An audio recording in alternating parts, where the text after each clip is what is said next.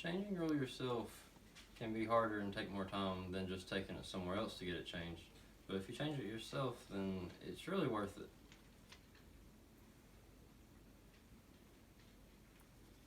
The reason it's worth it is because you'll know everything that was done to it during the oil change. You'll know exactly what kind of oil filter was used, and you'll know exactly what kind of oil was used.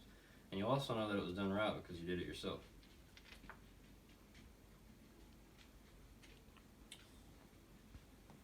The thing you want to do first is make sure that you have everything you need, and you want to make sure that you have a safe workplace to do it. There's no children around to get hurt, and that you have, all your ramps and stuff if you're going to pull your car up on ramps, or a jack and jack stands if you're going to use a jack. That way you don't just have it sitting on a jack, because then it could fail and then you could get hurt.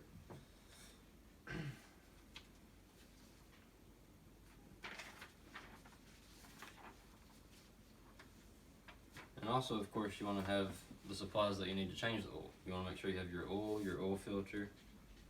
You want to make sure that you have whatever kind of wrench you need to get the drain plug off and the oil filter, unless you're going to take it off with your hands.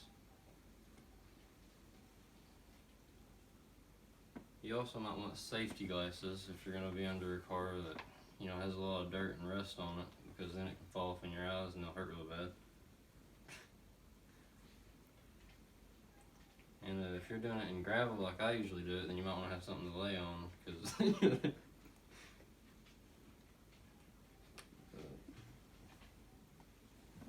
if you have a lower vehicle, something worth noting is that you might want to have some wood blocks or something to drive it up on to get it on top of ramps, because I have a car that's too low to even get on ramps. Just driving it straight on them, you have to put wooden blocks in front of the ramps to get it up on them.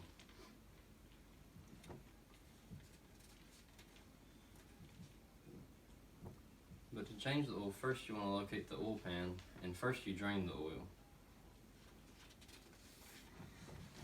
And of course you do this by finding the drain plug and then using whatever size wrench or ratchet wrench, whichever kind of wrench you want to use to take it off with, and loosening it and then taking it off with your hand after you have your drain pan underneath it to catch all the oil.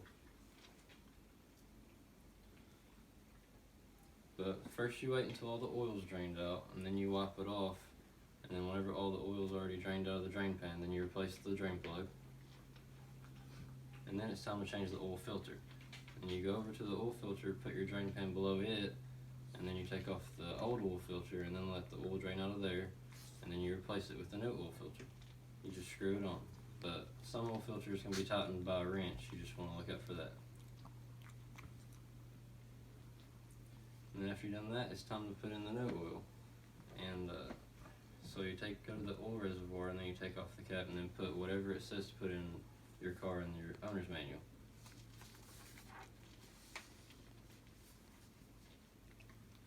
And then it's time to clean up and put all your tools and stuff away, and then make sure everything's clean and that you're not leaving oil everywhere or anything, and then dispose of it the right way.